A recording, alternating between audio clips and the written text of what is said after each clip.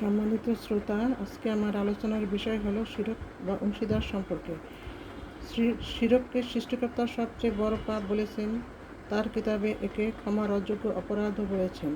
এখন মনে প্রশ্ন জাগতেই পারে, শিরকটা আসলে কি?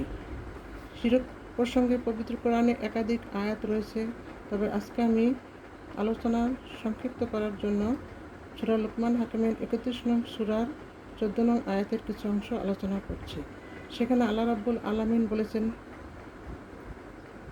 তোমরা আল্লাহর সাথে কোনো শরিক করো না। এখন প্রশ্ন হলো, আল্লাহর সাথে শরিক কিভাবে করে? আমার ব্যক্তিগত দৃষ্টিকোণ থেকে বর্তমান পৃথিবীতে সব ধর্মের মানুষই সৃষ্টিকর্তার সাথে শরিক করে বিভিন্নভাবে, যা আপনারা সবাই মোটামুটি জানেন।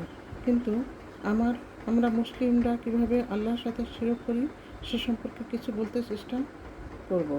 আমরা মুসলিমরা আল্লাহর মতো আরেকটি আল্লাহ বানিয়ে নেই না, কিংবা আল্লাহর পুত্র কন্যা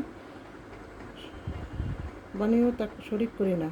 আমরা করি শরিক অন্যভাবে, যেমন তার কিতাবের সাথে অন্য কিতাব জুড়ে দেওয়া এবং তা মানা।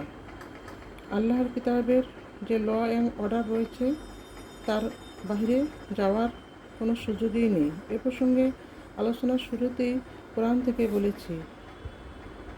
আপনাদের সুবিধার্থে আবারও বলছি, আল্লাহর সাথে শিরক মানে আল্লাহর কিতাবের বুঝের সাথে শিরক করা। আশা করি আল্লাহ সবাইকে বোঝার ব্যবস্থা করে দিন। ভালো থাকবেন সবাই। আল্লাহ হাফেজ।